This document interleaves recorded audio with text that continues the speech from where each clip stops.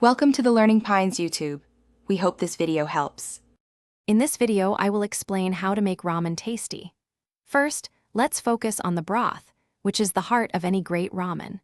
Begin by selecting high-quality ingredients such as chicken or pork bones.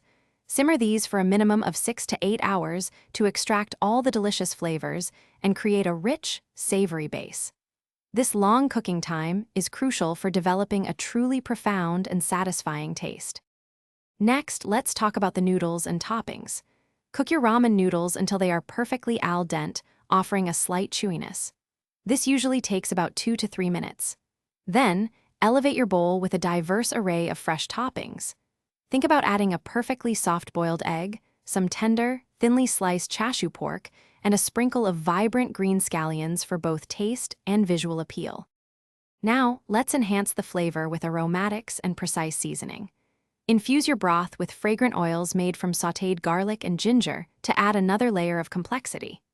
Carefully adjust the seasoning with a good quality soy sauce, a spoonful of savory miso paste, or a few drops of toasted sesame oil. For those who enjoy a little heat, a 1/4 teaspoon of chili oil can provide a wonderful, subtle kick. Finally, presentation matters almost as much as taste. Thoughtfully assemble your ramen bowl, arranging the cooked noodles, rich broth, and all your delicious toppings with care. Place your soft-boiled egg, chashu pork, and fresh vegetables neatly on top. Serve your masterpiece immediately to ensure the noodles retain their perfect texture and the broth stays wonderfully warm.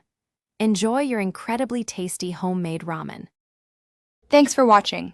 Consider subscribing if we helped you.